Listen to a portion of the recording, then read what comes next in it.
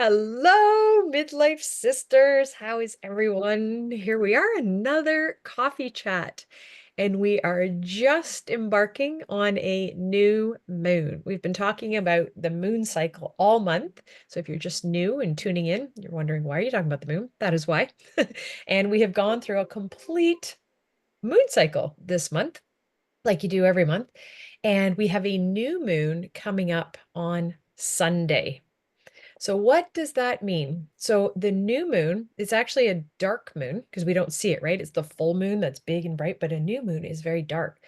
So if we think about that and what that means for us as women, this is a time where we want to be more still, more silent, kind of more quiet, reflecting, going inward, and just tuning into our intuition.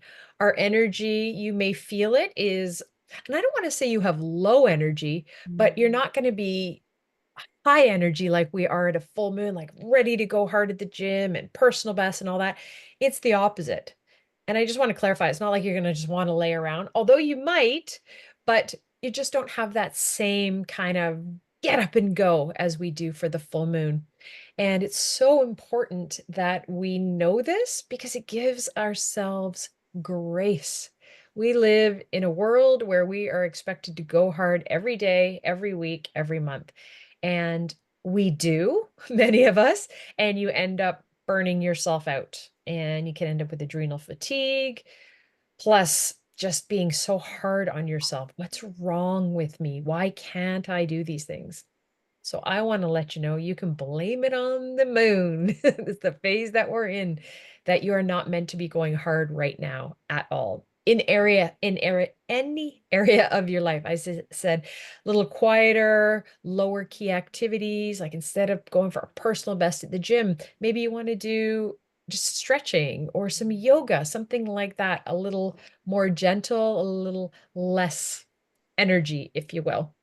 And really journal and see how you feel this week, because the more you do this, you're going to start to see patterns, and then you're going to be really aware of your body and how you feel during these different phases. And then you can literally gear your life to this. So when do you want to be up and out and social with all your friends? And then other times, maybe you don't want to be doing as much of that and you're just staying home and planning and that sort of thing. Um, there's one more thing I was going to say. Oh, yeah. So with the new moon, this is also a great time for setting intentions. What do you want this next moon phase, moon cycle to look like for you? And I think this is a perfect time to do this because we're coming into the month of December, which can be very crazy, can be very emotional, be traumatic for a lot of people. So I think it's beautiful that we have this new moon right at the beginning of December, kind of just allowing us to reflect and restore our energy and think about, what do we want this holiday season to look like? And then you can set yourself up for success and plan and maybe do things a little differently than you have in the past, knowing how your energy is going to change throughout the month. And this also means that we're in the nurture phase. So I'll turn over to Nicole to talk about nurture in terms of nourishing our body and what you should be eating. And then I'll tune in, or I'll chime back in as to how I've been feeling after you share that. Yeah, absolutely. Thank you for that, Melissa. So definitely this is a time for nourishment. You know that we teach about fasting, right? We talk about fasting, and when we think about fasting, we think about, oh, I'm not putting any food in my body. But there's also a time to nourish. This is the season. This is the time to really nourish. Nourish with whole food. Nourish as we're heading into a colder season. Soups and broths, and you might be craving the complex carbohydrates because if you are a woman, especially a woman that is cycling, your body, your progesterone is asking you, please, can you feed me complex carbohydrates so I can make enough progesterone so that I can help you have a really healthy, happy period? Is that even such a thing? Yes, it is. We've normalized women who have a period that cramping and Advil and Myadol is the norm. And I'm going to say, no, it's not. We've just been conditioned and we haven't been taught how to feed our body properly and rest. And so I know that I'm just working with both of my daughters who obviously are still got their period for a very long time. Um, I'm teaching them now so that they don't have to suffer every month with their period. And the two biggest things that I notice is if you're not eating well in this phase of nurture and you're not slowing down, it will absolutely impact how your period shows up. Now, if you're a woman postmenopausal and you do not have a period, this whole month for you has been about how does the moon cycle show up for me? Is there a connection? Is there a correlation? And what's cool is Melissa and I have started to do this on our own, and we are feeling the moon energy more than ever. And it's more because we're intentional with the moon cycle. And so it's not my personal best this week. I hit the gym this morning and I wasn't doing as heavy as weights. And I noticed that. I was like, oh, that is interesting. I'm craving warm. So I was in the infrared sauna last night. I'm craving warm baths.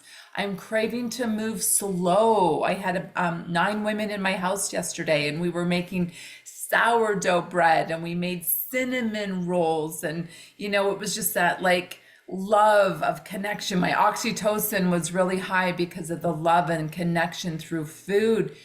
And last night we were like, oh, let's have a cinnamon bun. Ooh, let's have some bread. My body was craving that type of food, but that's not always the case. This week I'm noticing I'm enjoying the carbohydrates, but let's practice from whole foods, from nature's carbs, not a bag of chips, not, what are some, candies or whatever that is for you, is let's move to the complex carbs through Mother Nature. And that's the nourishment that we're talking about. That's the nourishment that your body is craving. So it's a great time to really connect to your plate. How are you feeding yourself? And Melissa, yourself, what has been the vibe for you as we head into new moon, which is December 1st, which is this Sunday? Yeah, hungry, hungry, hungry, hungry, hungry. Usually I'm not thinking about food. All I think about is protein and make sure I'm getting it. So I'm almost eating because I know I have to get the protein, but I'm not hungry. And last week, and then a little like towards the end of last week, and then now, and just before we started doing this, I was like, man, I am starving. I got to get something to eat as well. And funny enough, I made sourdough yesterday, first time ever. So just craving that as well. It was so good. So yeah, I just love that we can share this information with you guys so that you have so much more compassion for what your body needs. We call them cravings, but they're needs, and your body's just giving you signals like, hey, I need this to run your ship, your car properly. Please give me this. Please give me that. So when we listen to it, we just function and feel so much better. So it's so awesome, so fascinating. Our bodies are brilliant machines. Awesome. Well, thank you so much for tuning into this series in the month of November. Stay tuned for our December series of newsletters and information that will be sure to inspire you to live your best in your midlife beyond years. And we're pretty excited to be working on one of our newest projects that is coming up in January. So I'm going to say stay tuned. Yeah. We are going to be announcing that very, very soon.